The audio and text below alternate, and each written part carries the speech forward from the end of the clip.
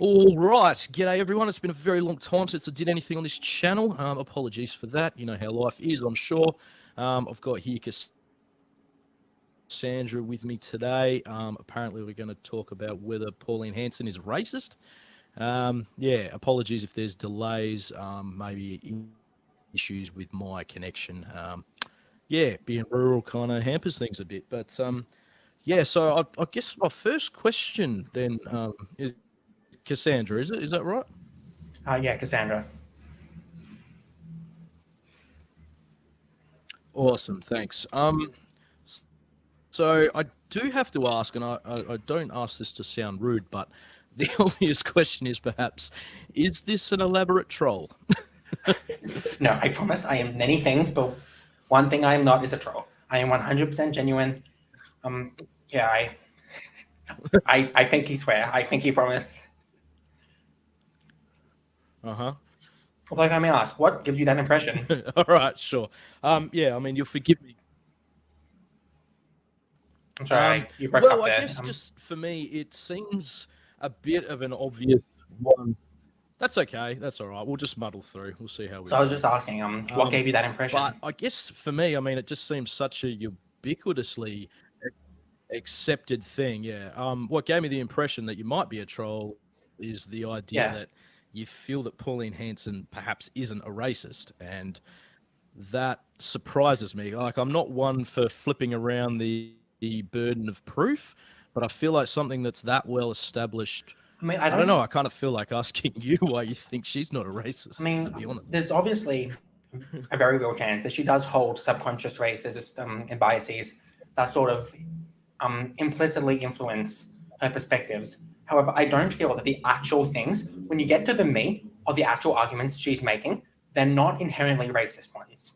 And I think that it's entirely possible to agree with much of the things that Pauline at her root is trying to get at without it being a racially motivated thing, if that makes sense. Okay. So, I guess that makes sense. I'm not sure how it applies to Pauline. I But I suppose think I'd a lot have of the to. things that she I mean, for advocates for something aren't like, explicitly I mean, racist. what's an example? I'm just thinking.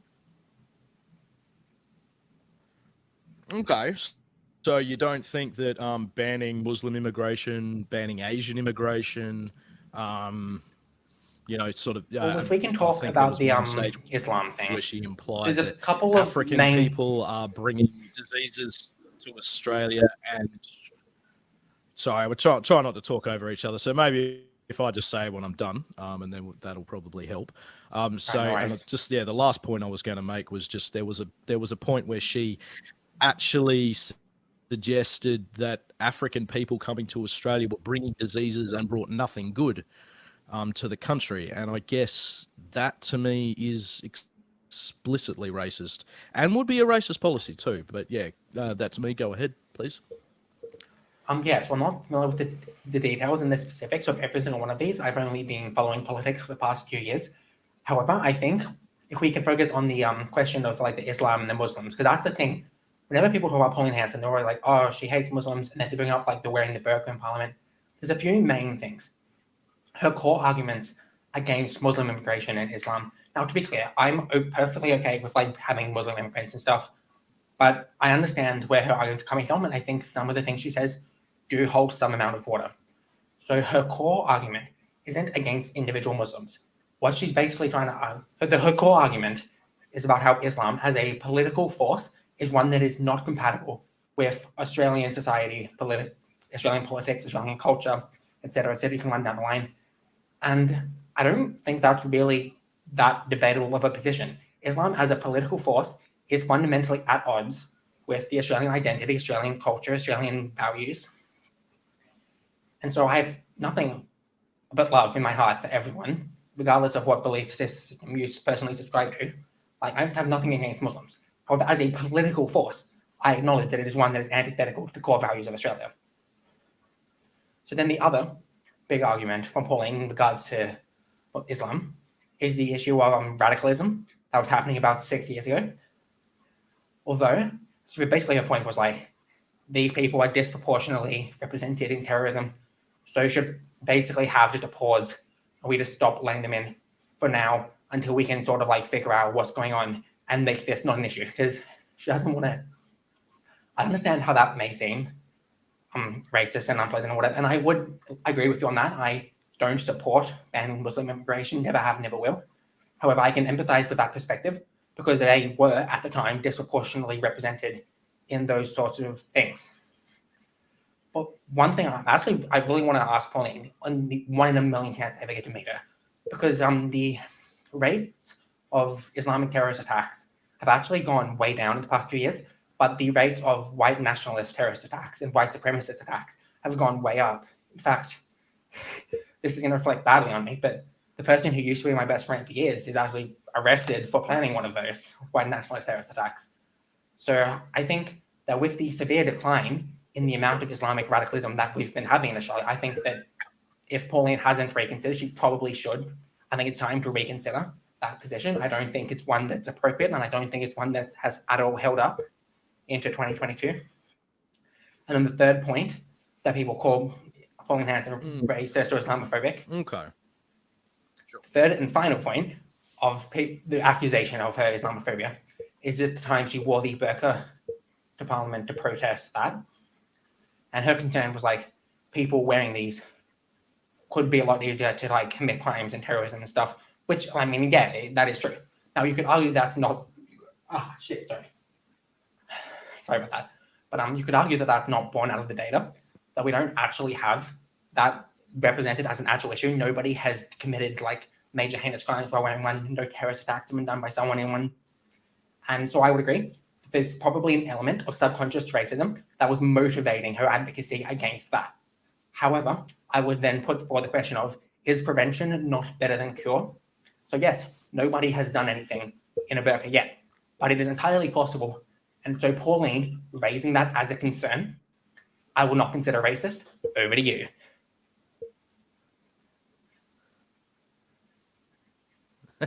Okay, sure. Thank you. So I guess if we're just, I mean, for the sake of argument, we can just focus on the Islam thing, if you like. I think that's a fairly new thing for her, and I guess that's kind of reflective when you say that you haven't been it's the one I'm most following familiar politics with. for that many years. But I mean, I guess all right. Let's just say that's all. Sure. So let's just say that you know that's correct. Muslim people are overrepresented in terrorism-related offences. Is that not then still the definition of prejudice, where you're going to then make the argument that because of that overrepresentation, I can then judge people belonging to the Muslim faith based on that statistical reality? No, I would disagree with that. Like that's still prejudice, is it not? Over to you. Well, I wouldn't say that because I don't feel that it's essentialist. Like, yes, like even like black crime statistics, like yes, black people are overrepresented in crime, but that's not an intrinsic thing. So making comments about the issues with black crime or with Muslim terrorism, these are not essentialist characteristics. These aren't intrinsic. So I don't know if I would agree. I slightly forgot your question. Does that answer what you were saying? So hang on. So I think what you're saying is that I think so. So I think what you're saying is that that there's something fundamental to the Muslim faith that makes people who are Islamic fundamentally. I was arguing against that idea. Is that what you're saying? I was arguing against that.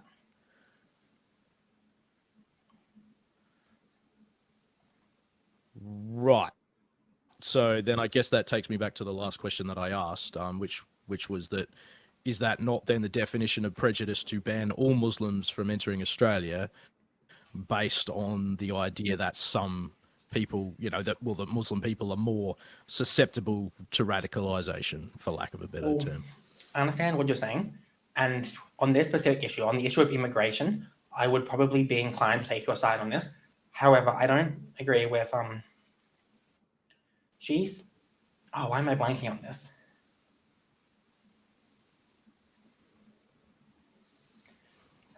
You're okay. I'm so sorry. But because of just how big, because of how pressing of a concern that was at the time, while I am against. Just so there's no dead air. If I go, yeah. I'm so sorry, what was that? So I mean, well, I guess I mean, if you're why would you be against that? Why would you be against that policy then? I mean, because I think yeah, like you said that you would agree that that would be bad policy. Well, I guess I'm and against. I guess you're saying that you agree that it's prejudiced. Yeah, I would say that. I would say that to make it as a broad, overarching thing would involve a level of essentialism that I would not personally be comfortable with.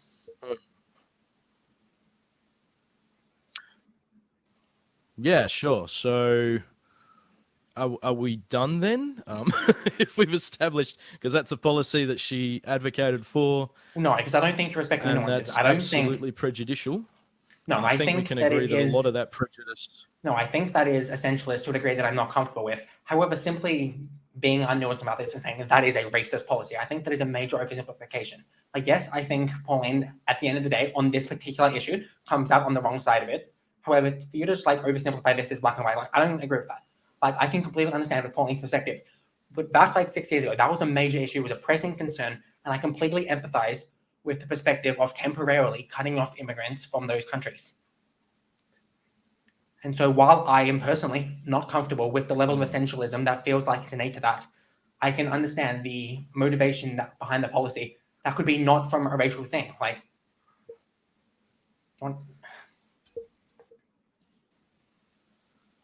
I mean, I suppose it's reasonable to say that we all experience prejudice to some extent, and we deal with it in different ways. Some of us try to work against it, or not.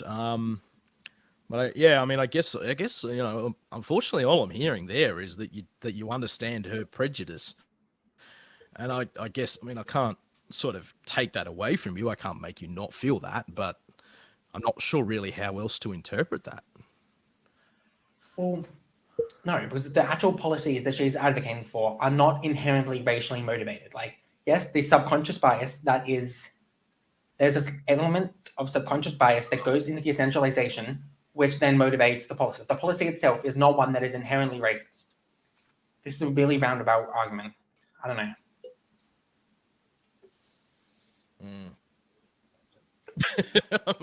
Yeah, I'm feeling. Perhaps where you're saying that it's not. I'm guessing here a little bit, but am I right in saying that you don't think it's racial then because you think there's no racial component to Islam? That wasn't the thought I had in mind, but yeah, I would agree with that. But obviously, like, even if it's not technically racism, yes, it can still be other forms of prejudice. Okay, so I'm not gonna. I guess. Yeah. Well, that's fair enough. Well, if we want to, because it's specific. Yeah, I guess I'm just a little. I was just going to say, I'm just a little bit flabbergasted, I guess, because I'm not really sure, like, how, like, to me, that is just definitively prejudicial, that if I'm going to, as you say, apply an essentialist thing to people, regardless of whether, there's some statistics that to some extent rationalize that fear or not, that is still the definition of prejudice, where I know something about you because of my perception of the group that you belong to. Like, that is just, the definition of it. And I guess I think that the whether it's intentional or not, I mean, I think it is intentional, but maybe that's where we're losing each other a little bit, is maybe just the understanding that even if you don't, like, cognitively on that forefront of your consciousness understand that what you're doing is deliberately racist, a thing can still be racist. Like, I might say I'm not racist towards black people, but then have that spike of fear when I see someone. Okay, sorry. Yeah, subconscious racism is just guessing. Subconscious racism and subconscious biases are a very real thing, and I have them myself even personally, and I acknowledge that. And then I try to educate myself so that I can work past those. Like, I acknowledge that is an entirely thing. Sure. When it comes to the issue of Islam, I think it's a highly nuanced issue, and it's not a hill that I'm willing to die on. I think her position is more nuanced than what most people give her credit for. Most people are like, she hates Muslims. Like the argument, like, she hates Muslims. She doesn't hate Muslims. It's more complicated than that. And I think that this is a gross oversimplification, but it's not a hill I wish to die on. So we're bringing it back to what actually sparked this conversation. The video that I was responding to was about the acknowledgement of country and the flying of the Aboriginal flag. Would you like to talk about that? Sure. Because that is something I do feel a bit more strongly about. The Aboriginal one is a bit more nuanced. But when it comes to Okay, yeah. Aboriginal issue, I'm quite a bit more strong in my positions.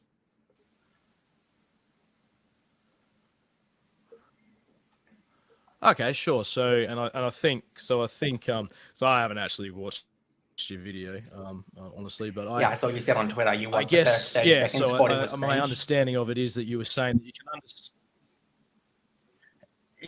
Yeah, pretty much. Sorry, but so I guess what you were saying was that you feel like the acknowledgement of country and walking out of that action in and of itself is potentially not racist. Oh no, of course it's not.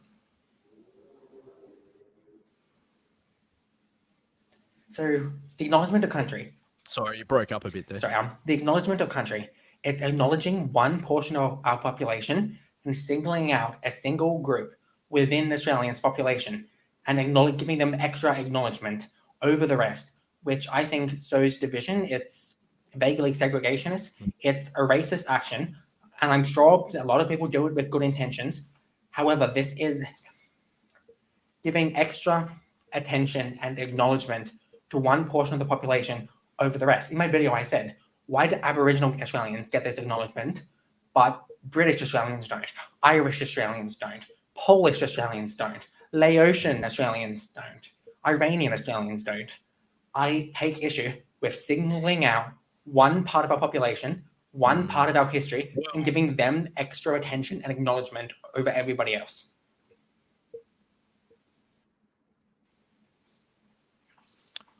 Well, I would say that's probably because, there's been a deliberate history in this country to actually eradicate the Indigenous people, which has led to current scenarios where things like they have 20 years less life expectancy than Okay, but part of that is to do the with Irish and the susceptibility Polish to illnesses. people.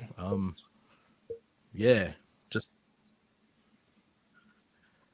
I said part. I study this a fair bit. I can bring up sources if you like. But when we're talking about susceptibility to illnesses, we're absolutely talking about a result of environmental factors. Sure, I'll take your word on that one. It's not something I've researched it. And that's the environment that they. Yeah, that's fine. But even if we're not looking at 20-year difference in life expectancy, there's a history there that. It just, okay, so, sure, I'm Irish in descent. Sure, my people experienced a bit of prejudice, but it's nothing compared to the Indigenous people. The stolen generations, the massacres where we rounded them up and herded them off cliffs, the shit at Rottnest Island, the history just doesn't even compare to me. And I think that's why we have an acknowledgement of country, because what was done to them was so much worse than any other group. Well, a few points I want to respond to there. Yeah. Well, when it comes to the historical treatment of certain groups, obviously what the Aboriginals suffered was horrendous, but I still don't think that should mean that they get the extra acknowledgement. But even going back to because I mentioned with the different ethnic groups I mentioned earlier, I'm Polish myself. And my great-grandparents were torn from their homes when Nazi Germany invaded Poland, and they were taken as teenagers to work in slave camps making bombs for the war effort. They spent 5 years of their lives as teenagers working as war slaves. Now, obviously, that's fucking not good. And so they, after the war, were accepted as refugees to come to Australia. And so obviously, my family, my ethnic group, have suffered severely. And so I don't think just saying, this group has been through a lot, I don't think that instantly grants them extra privileges for acknowledgement at social gatherings. The other point I wanted to respond to was you say, oh, this is a very important part of our history. And I completely agree that is the difference. I completely agree that this is a very important part of our history, the stolen generation. Is the difference maybe in that it was the Australian... Is the difference maybe in that the Australian government was the one that carried out this genocide and continues to carry out that genocide Well, then why is it that we have that at upon like all like Indigenous social people, gatherings and whereas stuff it as well? wasn't the Like, why the fuck Australian does government? my church do acknowledgement to country Polish? then? Like, if we're saying that the government did this stuff, so the government should acknowledge, Yeah. I agree. But what the fuck did my local church do? What the fuck did my old high school do? What did my primary school do? They didn't do shit. So it's not like an apology for what the actions of the government. This is trying to be made into a broad, pervasive social thing. Yeah, and I guess the response to that is that most of us who are white generally, have I'm not benefited white. massively from that experience of Indigenous colonization. Well, I mean, we are far better represented in socioeconomic terms. We mentioned life expectancy before. We're better educated. We haven't suffered, in recent history, like even within the last few decades, deliberate attempts to eradicate our culture. Like, we have benefited from colonization. And I think that's, and that's not true of, intersectionality is a thing.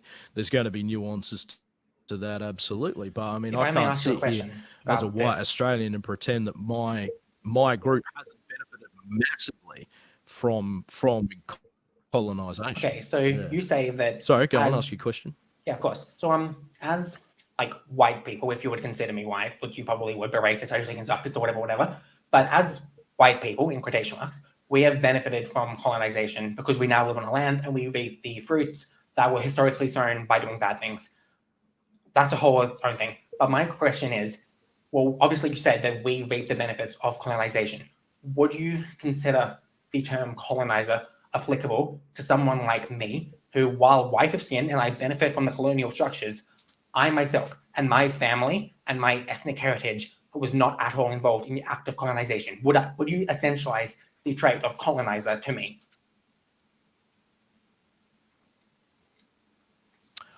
I don't think I know enough about you to say that.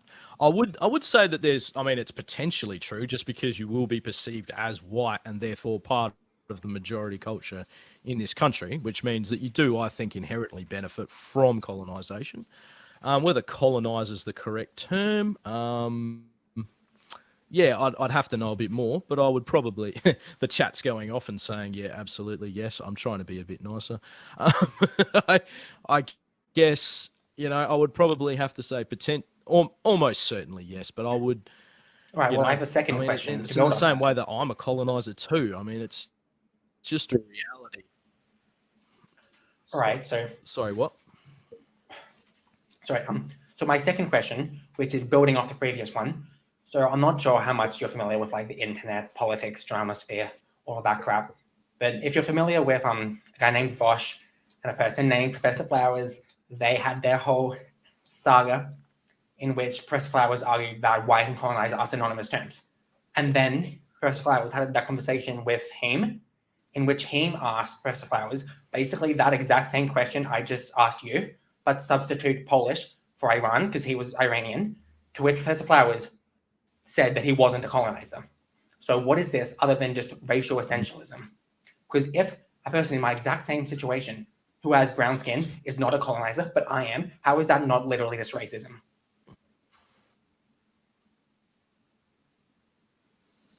Well, I mean, I guess it's a little hard for me because I didn't watch any of the Professor Flowers debates because I wasn't at Understandable, all it was a shit show. but I guess, uh, I guess it just. I mean, if that is. So what I think you were saying, sorry, because you were breaking up a little bit, and it's possibly my connection, is that a brown person who was a recent migrant wasn't considered a colonizer by Professor Flowers. Is that correct? That is correct.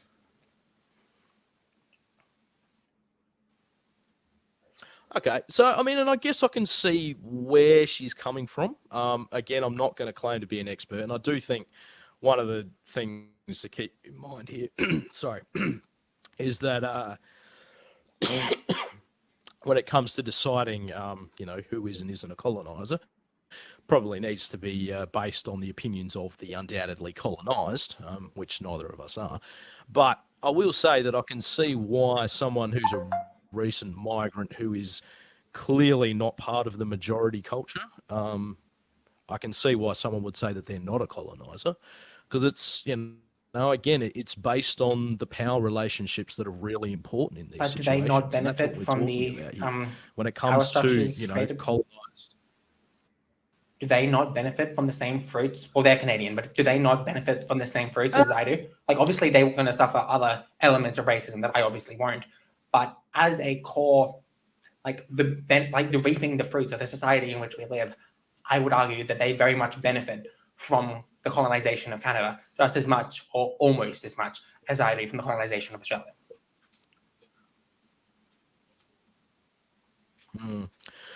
Well, I mean, I would have to say I don't agree. I mean, I think that, sort of like I said, a recently arrived brown person, for lack of a better term, is not going to benefit from that racial structure that really sets the difference there. Or even if not Now the racial structure, there's a few the issues there. economic systems of that society. Heard, Like the systems well, constructed by the colonial powers will still benefit them. well, that's fundamentally what it's based on.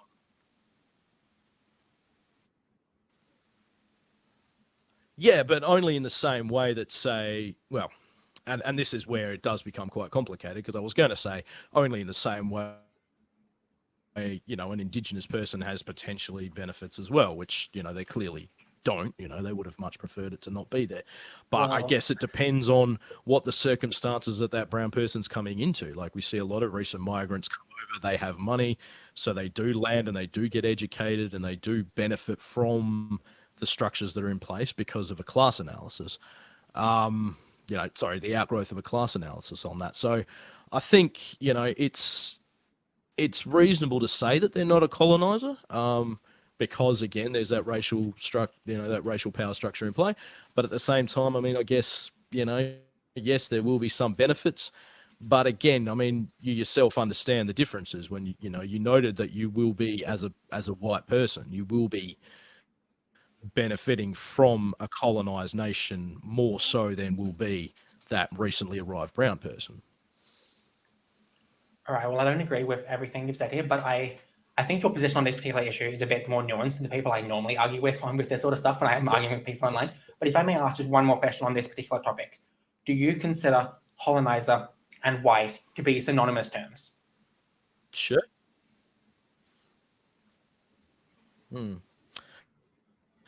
That's an interesting question. It's not one I'd just. I mean, I think it depends. The main thing there was. Yeah, okay. Sorry, I just noticed someone in the chat there said she's suspiciously knowledgeable on Nazi talking points, and I was going to say, is that maybe an outgrowth of the fact that your mate was one of the people arrested for on terrorism charges recently? Oh, to be clear, I hadn't spoken with that person in multiple years. Yeah, look, I mean, I think if we're talking about the Australian. Sure. What I was going to say was, look, I mean, I think in Australia, I would say probably, but again, like, I'm no expert on colonization, and I don't want to speak over Indigenous people on that. Right, well, I can respect that more than most people's takes. My opinion would be yes. I think in a country like Australia, if you are white. Okay, well, what about internationally? Because I am Australian, I'm a patriot. I think first and foremost about Australia, but I also try to view things through the lens of the whole world. And when I hear people say white people and colonizer are like synonymous terms, my mind goes straight to Taiwan, which were historically a Polynesian nation. Their native islanders have far more culturally in common with the Maori than they do the Chinese. And like however many 100 years ago, the Chinese colonized Taiwan, and the native population is absolutely decimated. And they were colonized by the Chinese. And I see conflating terms like colonizer and white as really undermining the subjugation of many oppressed peoples internationally.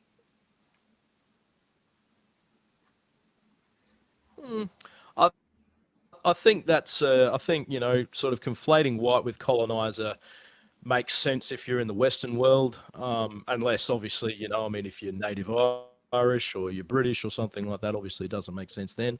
Obviously, there's plenty other cultures that have committed colonization, plenty other racial groups that have. I just think, that the term, conflating white with colonizer makes sense if you live in the majority world by and large, the US, Australia, a lot of Europe, yeah, even South America, even, yeah. Right, well, I guess I can respect that position more than a lot of the ones I've heard, because I've heard so many bad takes on this topic. Um, but no, I get what you're meaning. Like in the context of Australia, Uh, white people well, more yeah, I mean, I guess it's disproportionately. it's easy to. I agree, the white people disproportionately benefit from the power structures that There were you go. created through the process of colonization. However, I think the conflation of those terms, I'm not comfortable with it. Sure. I think, what are your thoughts on this? I feel that essentializing colonizer and white, I feel like Mm. this may be a bit of a stretch, but I personally feel this is racial essentialism. And the comparison that I've made in videos before is if you have like black people who disproportionately commit crime, gang members, thugs, and then if we essentialize that trait to the whole black community and say that black people are thugs, etc., etc., etc., that's obviously racial essentialism. That's not good. And I don't know, it's just essentialism is just one of those things. Like even early in the Mm. conversation when we're talking about like Islam and stuff, essentialism is like my number one like worst political enemy when it comes to like talking about politics. Like no matter where I see it, I see essentialism. I get fucking not a fan.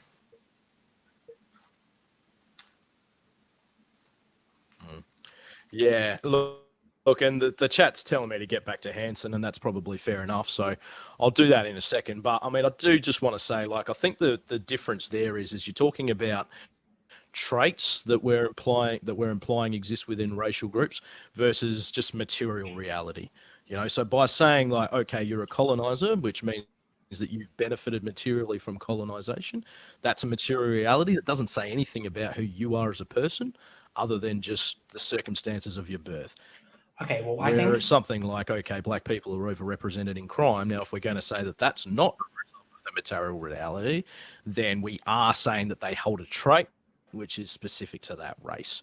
And I think that's a very important difference there. Yeah. well But yeah, all right, no, fair enough. So back to the Hanson thing then. sure. So I think, when it comes to like, is Pauline Hanson racist? I mean, we were talking about, whether walking out of the acknowledgement to country is racist or not. I mean, I obviously think it is. We've talked about why the acknowledgement's important. I think that's a bit of a given. Why is it important? But I mean, I think those other things that we kind of skipped over before are important. And I know you said you were aware of them, but it still sort of speaks to her character, doesn't it? That if she's willing to say African people aren't going to bring anything beneficial to Australia by virtue of them being African, they are going to bring diseases like that. That is racism. Surely you can agree with that. Okay, well I'm not familiar with this specific example. There's a very real chance that there's some sort of like context I'm not familiar with. But from everything you have said, that does sound kind of racist. But was this like during the like Ebola thing?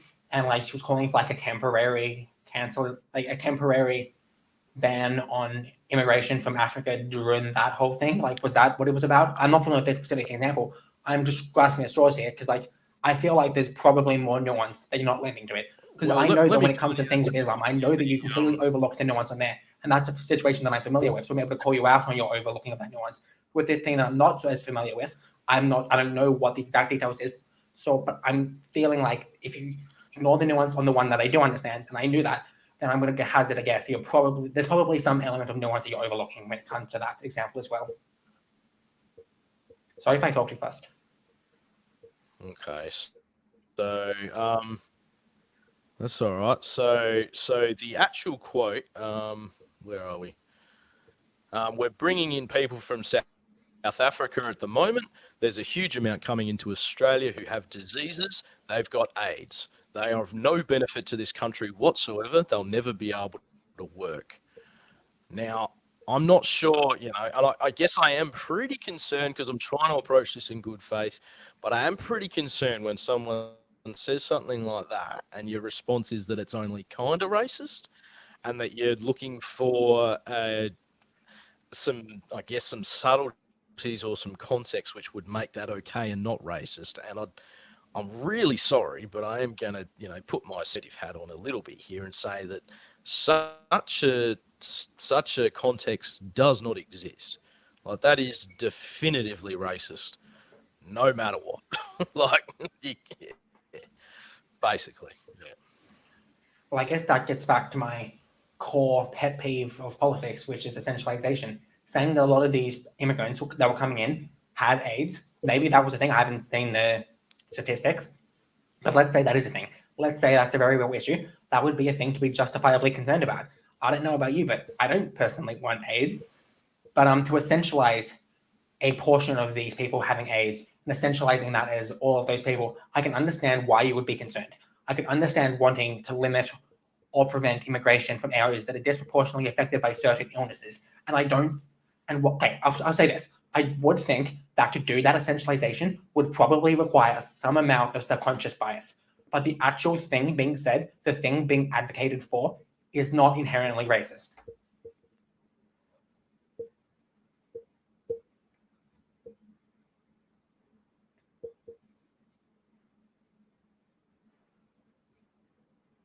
Hello? Still here? Hello? Hello, darkness, my old friend. Still here? Oh, you're gone. Oh. Hello? Hello? Okay, so let's wait for a few minutes and see what happens, see if he comes back.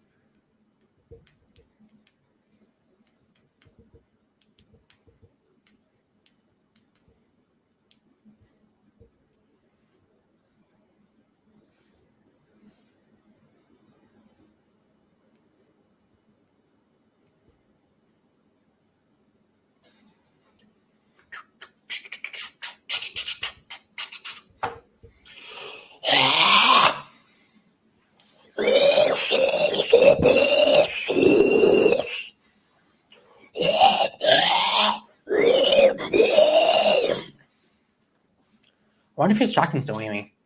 I'm assuming if he hung up. No, it says it's not. Wait, it says it's live still. Ooh, it's live still? I mean, the live time is still ticking. Does that mean chat could hear me doing those death metal vocals? That would be kind of walkies. Awkward. So, chat that I can't see. Is he streaming this with his YouTube channel? I might be able to join in the chat.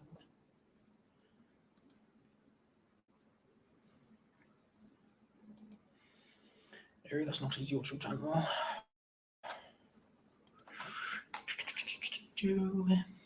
Where'd you go? I miss you so. Feels like it's been forever since you've been gone.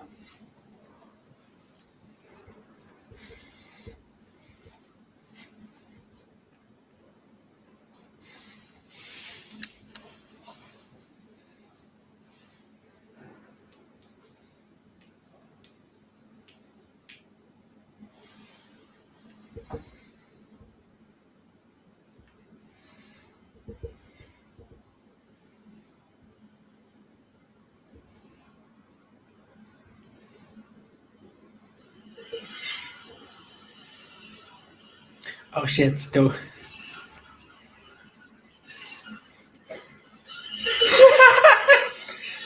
Okay, yeah, so you can still see me. Still.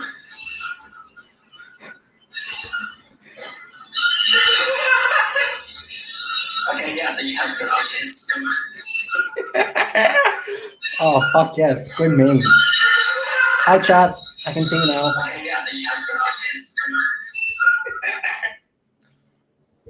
All right, let's read some comments while I'm here. Weak highs. That is true. I need to work on my highs. I can do the lows much better. I'll definitely this character kill by a chainsaw. Okay, I'm currently drinking a Mother Energy drink, which isn't the best drink. If you want to do the death metal vocals well, you want to be drinking Fireball whiskey. That's the shit that gets the good vocals out. Was kind of hoping you were choking. Why don't you choke on this? You can fill in the blanks yourself. You are aware we can still hear you. No, I was not aware at the time. Pauline Hanson classmates draws. Yeah, I mean, in that context. This person has their rhetoric all lined up. Why, thank you. I think I'm pretty good at my rhetoric. Like, I think I'm good at arguing. Colonizing into a skin color, though? Okay, well, that's a better take than most of the ones I've said. Dude's talking as fast as Ben Shapiro. Fuck yes. I get compared to Ben Shapiro all the fucking time. That is, yeah, I think it's because of the way I structure my arguments and the way I talk. Oh, hey, you're back. I was just reading some comments and responding to chat. Yeah, sorry about that. Australian internet fun time. So we were finishing up, and I guess like because you'd said some stuff about like sort of AIDS and that sort of thing, and look, I wanted to I'm doing my absolute best to find something here for you where we can just really simplify it, and you can just say that is racist, because like I mean when someone says and we're talking about Africa, like people based on their country of origin, Africa, they are of no benefit to this country whatsoever. Surely you can accept that's racist. No, because that's not what she was saying. She's saying that the people who are coming, who are bringing AIDS in, aren't going to be of any use to our country because they're just going to spread AIDS and then die of AIDS. They're not going to be able to get jobs. They're not going to help the economy. They're not going to be paying tax because they're just going to die of AIDS.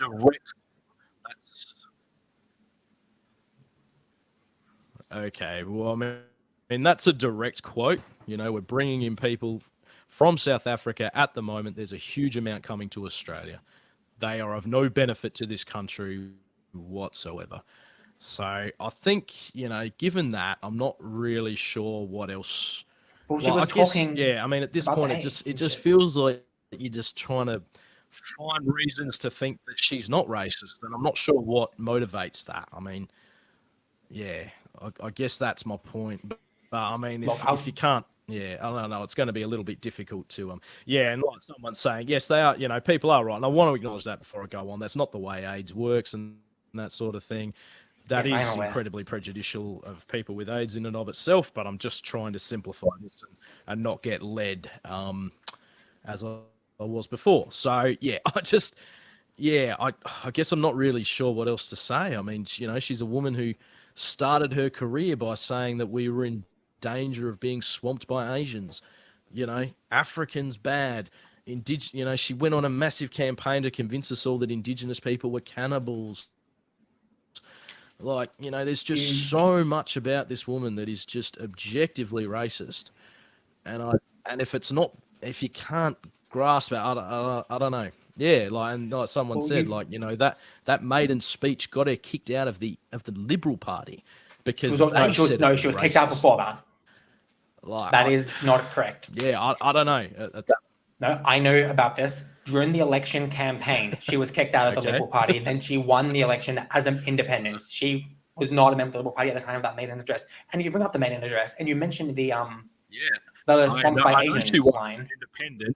You mentioned the swamped by Asians line. But she was kicked out of the Liberal National Party she was kicked out of the Liberal National Party because of that line, and they said she was kicked out for that line. Basically, it was getting the order of they said that was too racist for them. No, she was kicked out during the election campaign. The swamped by Asians line was her maiden address after having already won the seat as an independent candidate. Sorry, not the maiden speech. I misspoke when I said maiden speech. That was the speech that she gave prior to that. She got kicked off the party for her statements to the press, which was the same thing. Well, I'm not sure if you're aware, but Pauline Hanson has literally apologized for the swamped by Asians line. She said it was terribly worded and caused unnecessary division. You are aware of that, yes?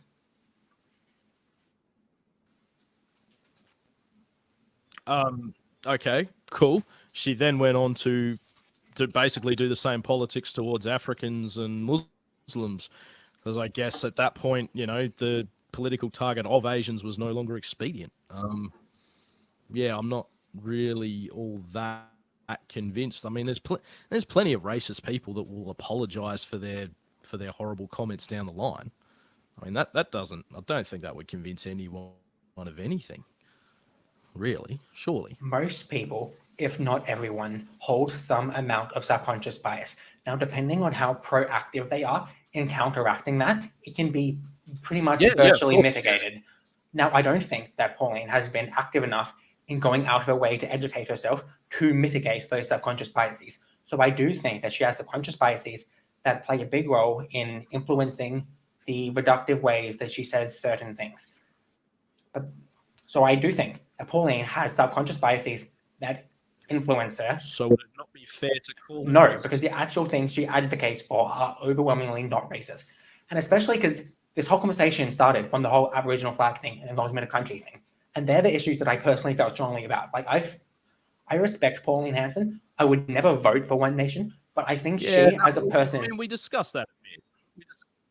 But you didn't really explain what the benefit of acknowledgement of country was. I don't know. Yeah, I was going to ask you back when we were talking about that. So if you think that it's an important part of our history, if you think the acknowledgement of country is acknowledging an important part of our history, the stolen generation, the historical oppression and subjugation, if you think that is an important part of our history that should be acknowledged, what about all the other important part of our history? Why don't we mention Gallipoli at every gathering? Why don't we mention fucking Dakota Trail at every single get together? Like, it's not the only important thing in our history. So why is that one historical event, that part of our history, the one that we need to shoehorn into every single situation?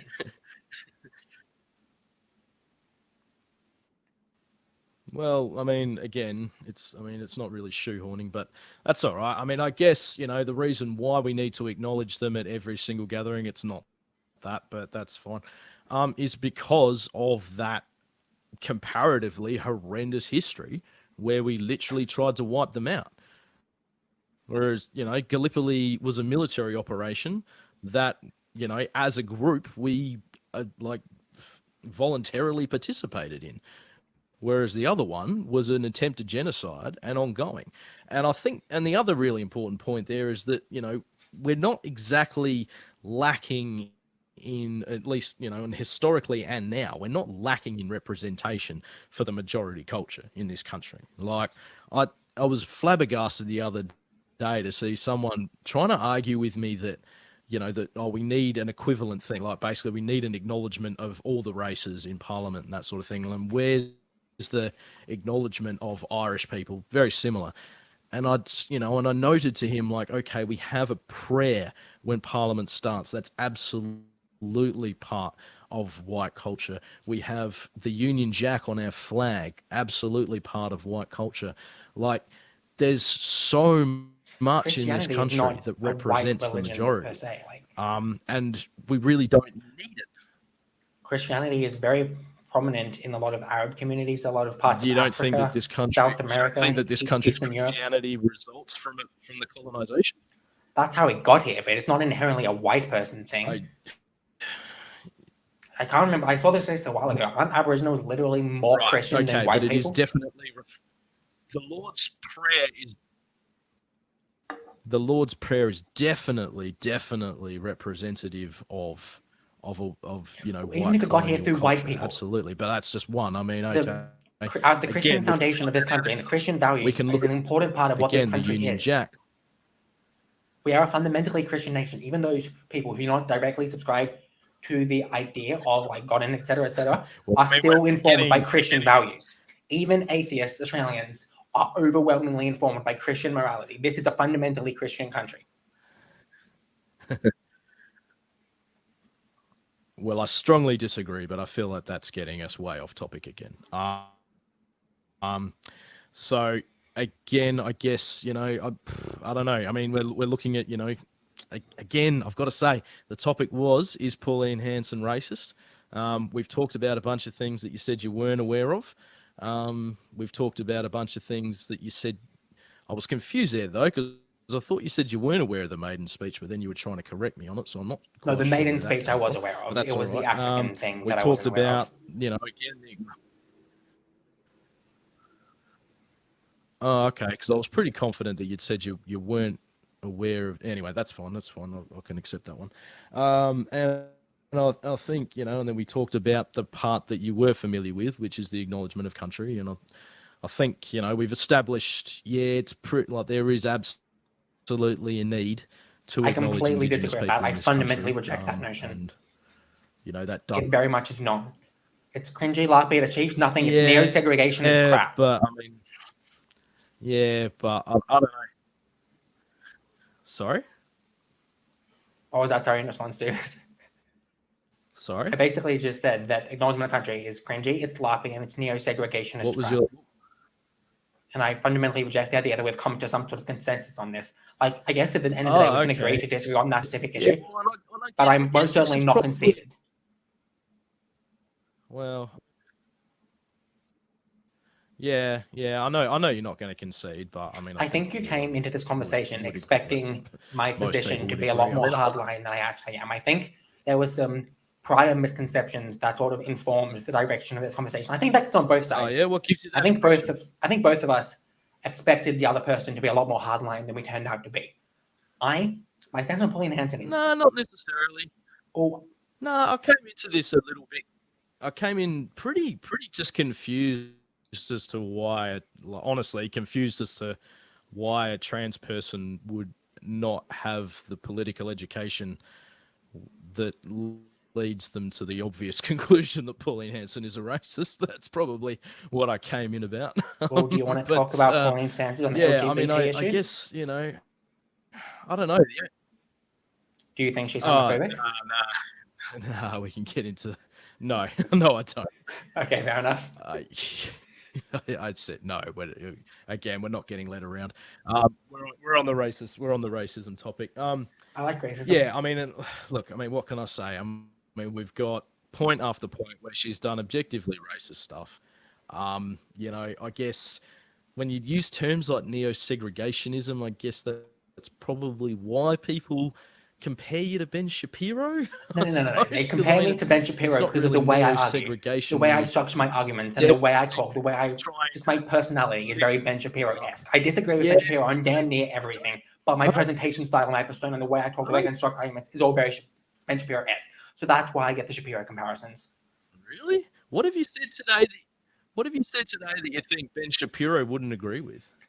When it comes to this specific issue, I'm not sure, but get me on like anything, because at the end of the day, I care about economic policy far more than I do social policy, because the thing I like using, I say economic policy affects literally everyone, whereas policies about trans rights support like 0.5% of the population. So I would rather support like a transphobic socialist than like a rainbow capitalist.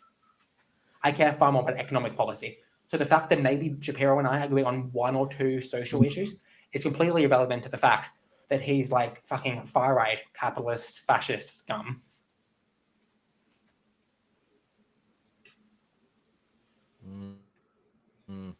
Have you heard of the term? Now I'm asking this facetiously, I think, but have you heard of intersectionality? Yes. Because Yes, I have. I'm very fond of it, in fact. I'm getting myself off topic now as well, because when you say that it only affects trans people, and I just kind of like cannot fathom how someone with an understanding of intersectionality doesn't understand that the oppressions that play out on trans people, it's the same. Don't get me wrong. I completely agree with that. You are right. That was a bit of a reductivist thing for me to say. On the rest of but us, the overall point I was trying to illustrate is the fact that economic policy is what I care more about. That was what I was trying to illustrate.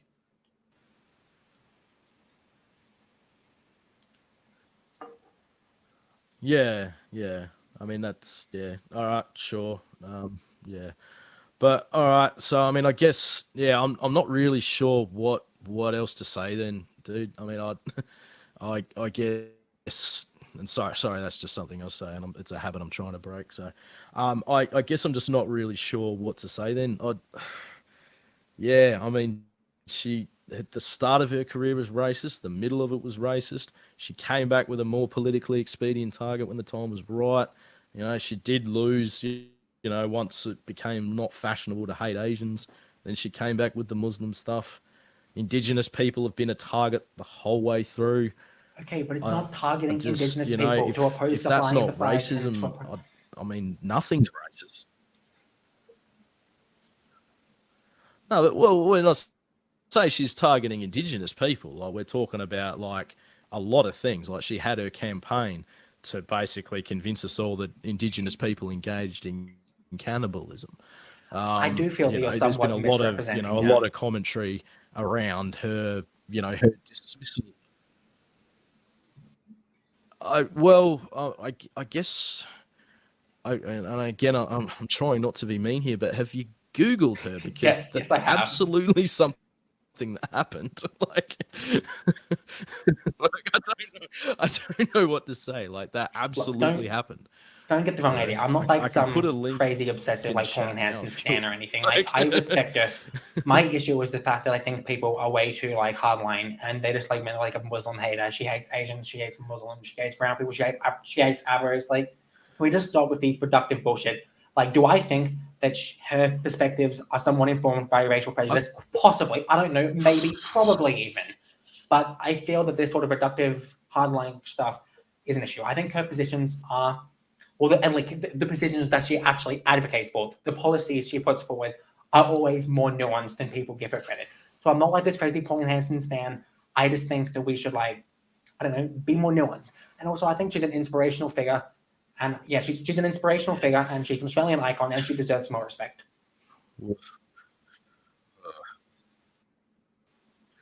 Yeah, and I will just say, as Chats just pointed out, and again, I guess this is where I do struggle to, I'm trying very hard to accept that you're here in good faith, but when you say slurs like the one you just said, I guess I find it a little bit What's hard that? to accept that, and I'm a bit worried about getting TOS now.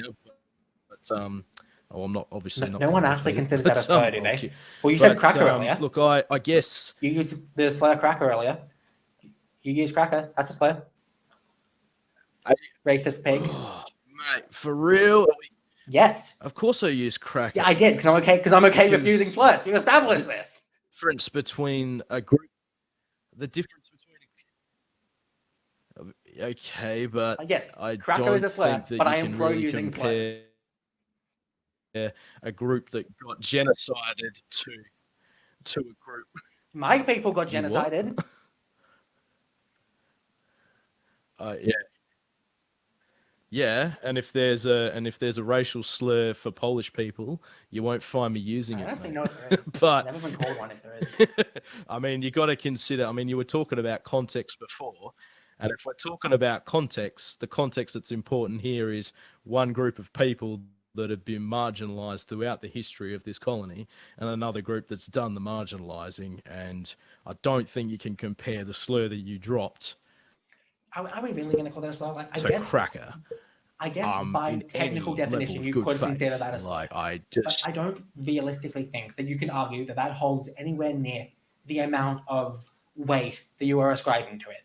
Like, is it technically a slur? Yes. Is cracker technically a slur? Yes. But like, who cares? You are over exaggerating this. This is such a have non-issue. you met an Indigenous person? Yes. I grew. No, it's really not. I Yeah, literally grew up in the Riverina. You know where the Riverina I is? mean, if I do a lot of work with Indigenous activists, and if I drop that would break my fucking nose, and they would be justified in doing it. Holy shit! I yeah, I yeah, I God, yeah, I just I feel like I kind of hope that like you obviously got some intelligence, and again, assuming that you are doing this in good faith, I guess I kind of hope that because I went through a similar thing probably about 10 years ago, where I'd sort of words don't hurt people, rah rah rah, and then I kind of worked out, well, no, they do, because they do. I mean, that's an objective thing. I Sticks yeah, and I stones just can break my bones, but words kind will of hope never that you're hurt gonna me. grow out of this, mate. Honestly, because that is just so. Yeah, but the thing is that, we literally have data around the use of slurs, and it's not really up to us as white people to sit here and tell black people what they need to accept. Look, at the end of the day, Like, this isn't a hill that I'm going to die on. yeah, I don't know. Well, it feels like you kind of are, but all right, sure. All right, we can move on from that one as Well, you well. mentioned earlier Um, that you're, I don't know. You've said a couple of times as well, and I just kind of want to finish on this because I do need to go eat. But I do want to just finish that. You keep saying that her policies aren't racist, and I'm not sure what's more racist than a policy designed to keep out a specific ethnic group, this entire i.e., conversation Pauline was Hanson's immigration the policies. Like, thing that led to this entire conversation was the issue of the Aboriginal thing. That's the thing that I primarily had in mind. Like you can argue nuances of other things, I guess maybe. Like obviously, like saying ban Muslim immigration is more racist or closer to being racist than what she's been doing in the past week. The thing that happened in the past week was what spurred me to make my 2 videos. That's like the main thing I have in mind at the moment. And that's the I'm willing to die on. You can let the whole Muslim issue fall by the wayside. I sure, think it's more nuanced than you're giving acknowledgement to. But if you want to call that racist, yeah. sure, it is vaguely racist. And I can understand both sides of the argument. And I think we should just be more chill about it.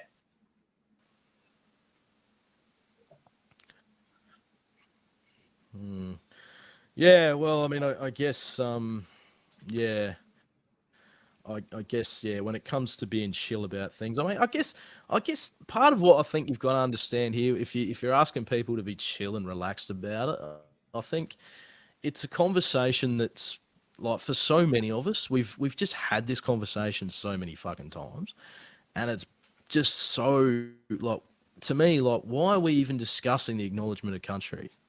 Do you understand what I'm saying? Like, and I know that's not your position, but you know, that's just something we've discussed. Like, we've talked about it till we're blue in the fucking face. Like, it just doesn't need to keep happening.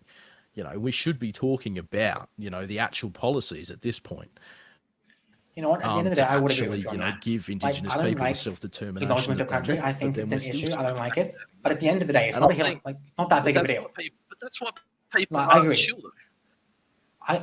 Acknowledgement of country is a thing that I take issue with, but it's not that big of a deal. I'm not going to hit Yeah, the streets protesting against it because while I take issue with it, it's not the end of the world. It's not going to cause the apocalypse. If we must do it, I will sit quietly and just bite my tongue for the 30 seconds it goes on. It's not a big deal. I do take issue with it. And Pauline Hanson raising that as an issue, I give her kudos to it. Like, yes, say what we're thinking and whatever.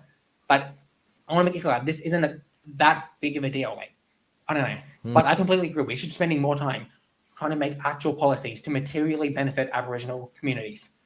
Policies that can actually help the people, as opposed to this superficial yeah. virtue signaling Well, bullshit. yeah, yeah. But I mean, I guess, if it's about making those policies, then why is someone like Pauline Hanson making a big deal of the acknowledgement of country by drawing attention to it? Well, she That drew seems, attention to if the it the point is other to come day. up with those policies, that seems to be pretty antithetical. Well, the reason it came up this Yeah. past week was because of the vote in the Senate to fly the Aboriginal flag. So that's the reason it came up. Like, if there wasn't a relevant policy being passed through the Senate at that present moment, she probably wouldn't have brought it up. The only reason she kicked up that stink and said that everything she did was because of the other policy that was being passed through the Senate at that present moment. So that's why it became an issue. Like, I agree, it's not that big of a deal. And she didn't think it was that big of a deal because she didn't go out of her way to kick up a stink about it. She kicked up a stink about it once there was a policy relevant that she was presented with.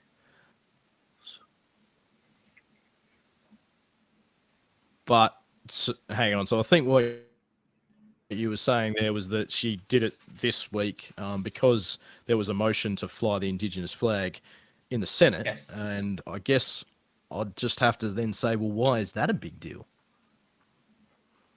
Well, it's the same thing. It's the acknowledgement of one portion of our population over the rest. why don't we fly the flags of every single country to represent every single ethnic group? We can have a British flag for the British Australians, an Irish flag for the Irish Australians, Polish flag for the Polish Australians, Iranian flag for Iranian Australians, etc., etc. Why doesn't the Australian government fly the flag of every single country?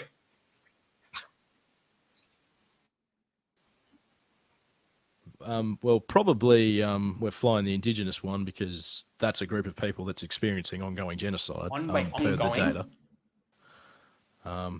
Historical, yes. Ongoing? You want to substantiate that? Oh, absolutely. Yeah. Oh, absolutely. Yeah. When we say that genocide is ongoing in this country, it just means that there are still ongoing attempts to eradicate the Indigenous culture. Yeah. Really? Indigenous culture is shoved down all of our throats. Example of that. Yeah, basically. In what way?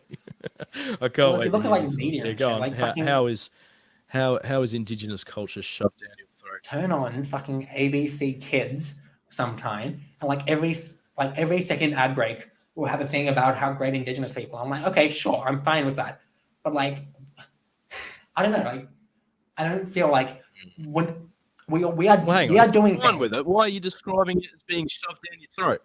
Because I take issue with your framing it. You're trying to claim that we're like actively trying to destroy it. We're not actively trying to destroy it. In fact, we're actively promoting it. Now, the ways in which we're promoting it are kind of cringe, but not a big deal. So at the end of the day, I'm okay with that. But for you to try to assert that we are actively trying to destroy it is ludicrous. Well, here's what I would say, that while you're correct that perhaps the ABC is not actively trying to destroy it, there are definitely elements within our society that are. But it's not a genocide for there to be elements of a society those people that find Indigenous representation as offensive as some people do, the people that find Indigenous representation as objectionable as some people do, I would say that is absolutely an attempt to eradicate their culture. The fact that people within a population have an issue with another group within that population does not mean that group is being genocided. If there's fucking anti-Semites within Australia, does that mean that Jewish Australians are suffering from a fucking Holocaust or fucking Jewish genocide? That's not a thing that's happening. Like, we're talking about at a broad, systemic, and a government level. And at a government level, Aboriginal culture is being promoted. Well, if we want to talk about systemic levels, we absolutely. Yeah. If we want to talk about systemic things, we absolutely can. And I would again raise that 20-year life expectancy gap. I would raise their massive suicide rate, which is a result of their inability to access appropriate healthcare. I would raise their inability to access adequate nutrition. I would raise that they are the most incarcerated population on the planet. And those are all very good things to raise. Absolutely, systemically, they are experiencing an attempt deliberately. Yeah, well, and that would be evidence of because they're not policies that we're doing in the context of. That's not caused by things that we're actively doing. That's caused because of our failure to correct past wrongdoing. Like, we did bad shit, and now we need to do good shit. Now, the reason people are currently still suffering is because we haven't. Yeah, but that failure to correct past issues. But that's not an active genocide. That's just lingering issues that haven't been properly addressed. The failure to correct those past issues constitutes the same thing. No. Yeah, but that still constitutes the same thing. That is still an ongoing genocide, just because. Yeah, no, it absolutely is. Like, until it's like, okay, so if I let's say, let's talk with a hyperbolic example. If I took some Indigenous Americans and I put them on a scrap of land, and I knew that they weren't going to be able to grow crops, and I wasn't going to give them any food, but then I said, okay, I'm actually going to stop doing anything bad to them now, but that's still their only way to get food, and then they starve to death after I've ended that policy that put them there, that's still a genocide. No. All right, now that's a very narrow example, just for simplicity's sake, but the fact that the policies created the problem, and the fact that the effects of that policy continues to play out, and that the problems haven't been fixed, that continues to be absolutely an ongoing genocide. Now, and that remains true until the problems are fixed. And I guess we're just using this word differently. Like, maybe if you can find some academic definition of genocide which would describe what you're talking about. But when I think genocide, I think like the colloquial societal understanding of like intentionally going out of your way to eradicate a group of the population. And by the standard criteria that most people would think of when they think genocide, what we're currently doing, or to be clear, not doing, because it's the not doing that is causing the issues, that would not constitute a genocide in the general consciousness.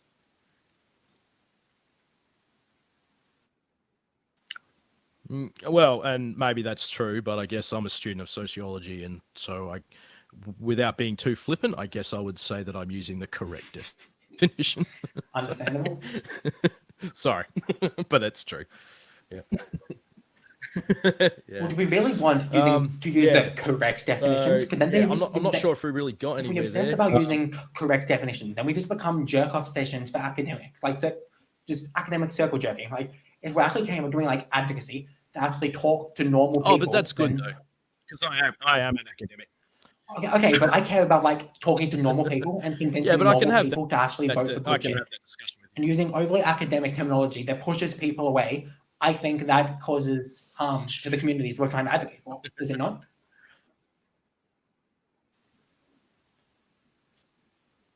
Oh, look, I only come up with a problem. The only time I come up against a problem like that is when people sort of, do have, I guess, this sort of visceral reaction, I guess, to things like that. When you say, yeah, they're experiencing an ongoing genocide, and I guess that's the sort of thing that I guess inflates people. It makes them feel sort of like an emotional response, I guess, for lack of a better term. And, they don't sort of allow the capacity to explain. Yeah, like those mental blocks go up in their head. Like when you say something like that, it elicits an emotional response, and then they don't listen to you any further. Yeah. Like I agree that what you described. I think most people in my experience are happy to listen to that. If you walk up to a random Australian saying the Australian government is genociding the Aboriginals right this very moment, they're gonna look at you and tell you to get fucked. But if you explain the actual things that are happening, or more importantly, not happening, if you explain that to people, then they will agree. Experiencing an ongoing genocide. Well, I guess it's a terminology thing, and it's just utility. Yeah. And I would argue that the utility of what I'm arguing is often greater than what you're saying. But at the end of the day, I don't disagree with you that much on this specific thing. But I would say, and if they say, "What do you mean?" Okay, fair enough. But I guess that's why. I mean, when it comes to if we can agree that Indigenous people, I'll just finish that and then go ahead. But I'll just if we are in agreement that the Indigenous people are experiencing an ongoing genocide, I guess that's why things like the acknowledgement of country is so important, and the acknowledgement of elders' culture. Massive efforts to try and retain the little bit that's left. I guess that's why it's important. It feels like a superficial nothing for Indigenous people, as opposed to Irish people like myself. Well, but anyway, there's two things I was kind of curious, because you mentioned earlier that you're rural based, like you're from regional Australia. You don't have to give like a specific town, but like, because I'm interested, because I grew up in like Western New South Wales. So like, what sort of area, if you're comfortable talking about this, like generally, like broadly, whereabouts are you from?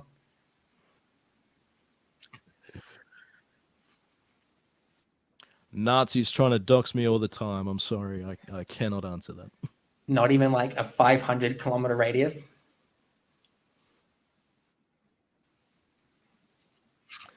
I'm afraid not, no. I could go into why, but yeah, no. All right, well, no. I respect that. Sorry. Each to their own. I understand. The other thing I was kind of curious about, because we've been talking about Pauline Hanson a lot today, but I wanted to get your thought on another sort of like controversial Australian politician. What are your thoughts on Bob Katter?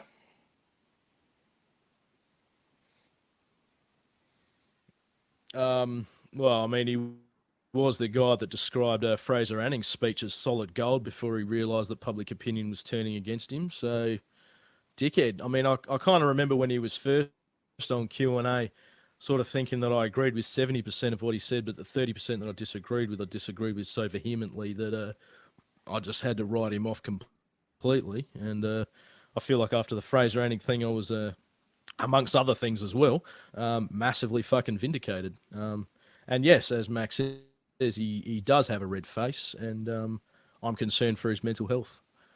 Yeah. All right, well, I'm a big fan of Katter. I agree with him on probably like 90% of issues. Don't get me wrong, I disagree with him on a great deal as well. But I think the whole Fraser Anning situation, I think is...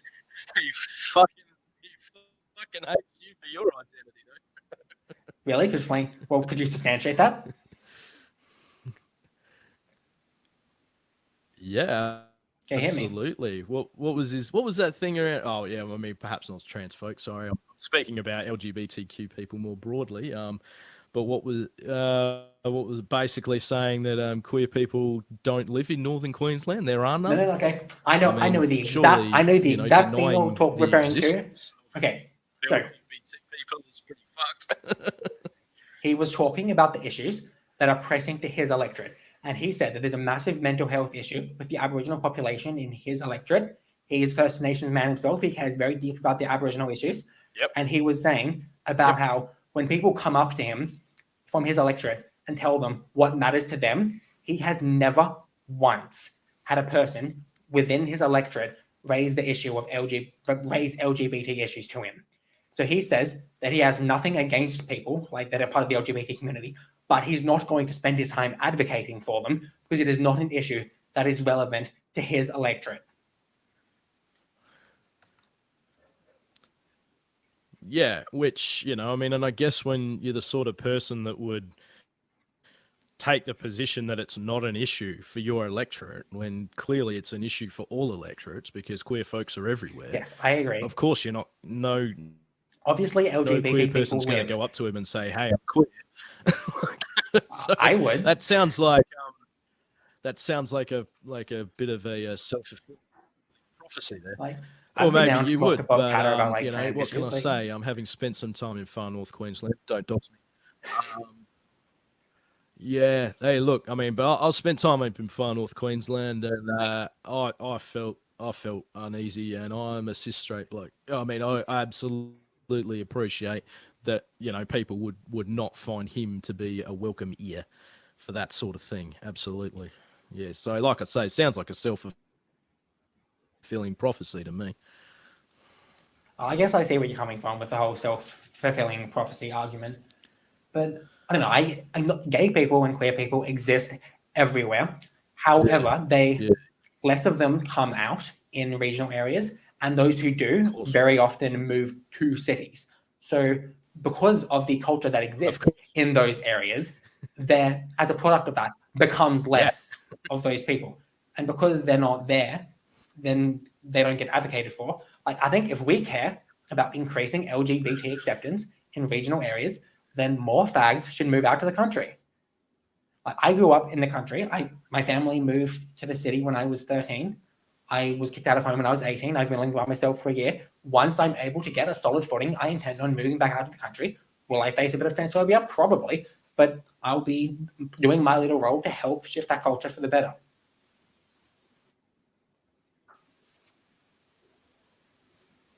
Yeah, but again, like, I mean, why would queer folk want to move to the country to help the country get better? if their representative decides that they just don't exist? Because if the queer folk do move to his electorate and then talk to him, then he will have a reason to care about it.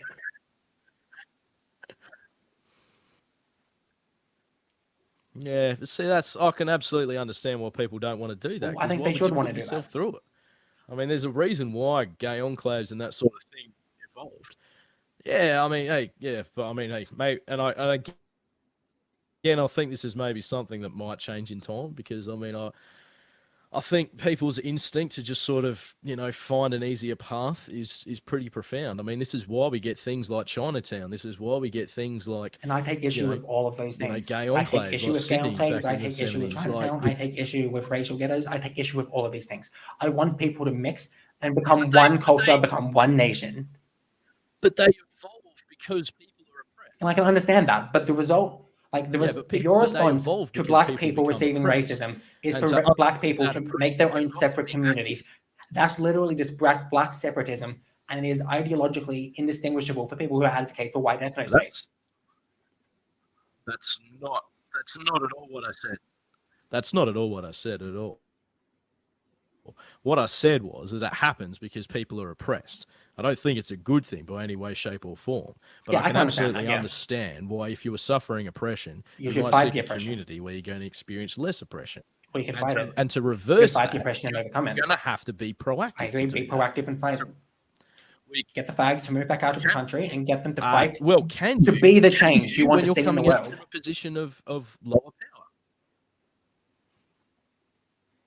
So you broke out of it at the end. Yeah. But that assumes that it ignores a fundamental fact of empowerment, right? Because people are disempowered. Then get the power. So they will seek the solutions that actually work for them. And bashing their head against the wall of living in far north Queensland when you're queer is probably not the best way to live your best life. So I think, and this is why, like, it's on the rest of us to actually change. It's not on, obviously queer people will have a role in it. Well, queer people and their But allies. it's not on queer people to do anything differently. It's on the rest of us to do something differently so they don't have to go to an enclave. Sorry, I missed that last bit. No, I'm just saying, like, queer people and their allies should, instead of trying to form their own communities and instead of trying to separate themselves from mainstream society, they should be integrated to mainstream society. And if that integration involves being very vocal and active in your advocacy, then yeah, of course I support that. And I don't know, I understand where you're coming from, why a LGBT person might not want to live in those sorts of areas. I completely understand what you're meaning. I understand why people would not want to do that. But at the end of the day, if you want to achieve like liberation, you have to stand up and fight. You have to get down in the trenches. You don't think queer people are pretty yeah, well, that's what I mean though. But you don't think queer people are pretty strong in their advocacy for themselves these days? I mean, at least yes, as far but as not in rural areas. That's the thing. Like, I guess I've been doing this activism thing for a while. Yeah, but yes, LGBT advocacy is becoming a big thing, especially in the past few years. But that is primarily a city thing.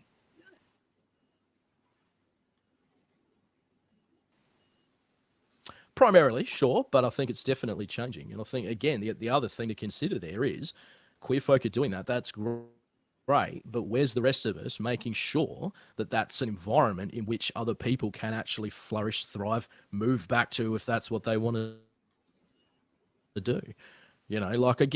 People don't, let's say, if I was growing up as a queer kid and let's just pick a town, I don't know, Darwin, and then I get outed as gay and I feel the need to move to Queensland. Now that's not something that I did by choice, is it? And I know you acknowledge that, but I mean, I'm probably moving to Sydney, especially back in the day, because I'm afraid for my life. And that sort of thing still happens. Like, maybe we don't see many queer bashings these days, but we absolutely see people being marginalized, and it's fucking horrible. Well, speaking from personal experience, I was expelled from private Christian school for being transgender and then kicked out of home and then had to move into a 1-bedroom apartment in the middle of Sydney. I very much understand this feeling. Yeah. Fair enough. And yeah, sorry to preach to you, but I mean, I guess you can understand then why people maybe, exactly what I'm saying. I mean, is that your plan, to move back to the bush to advocate? Yes, I intend on moving back to regional New South Wales and becoming involved in politics to advocate for this sort of stuff. You, but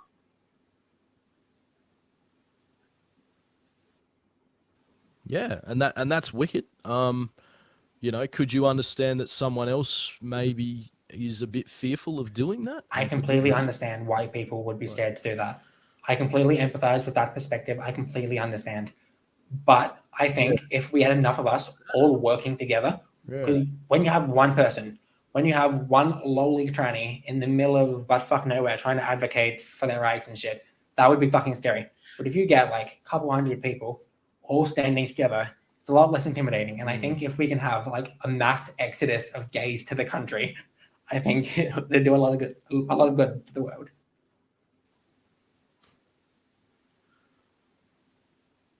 But I think before you described your own community as only 0.5% of the population. So you're always going to be horribly outnumbered in that situation, though, aren't you?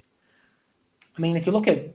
Yeah, and I guess that doesn't really lead us... Yes, well, 0.5% of the population can still have a very loud voice if they're wanting to use it. Like, 0.5% of the population, like, you can have a vocal minority, and like, if you have 0.5% of the population advocating for something, that's going to feel culturally ubiquitous.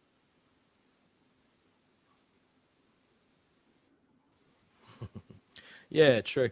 I just want to bring up a couple of things that the chat said, and I think it's really important, especially Max, because he's always saying the things that I probably should be. But making the very important point that there were death threats just this year, shining the rainbow lights on the shrine of remembrance that got that. And that got those death threats and harassments of just just rank and file RSL. So absolutely, it's a thing. And then also, sort of, I guess what you're describing, a bunch of queer folk moving from the city back into the bush together, is a community, which you did describe as segregation. Okay, but not literally a little while ago, which I think is actually a very good point. When I describe that, I don't literally mean like a bunch of people getting all together and all moving out together.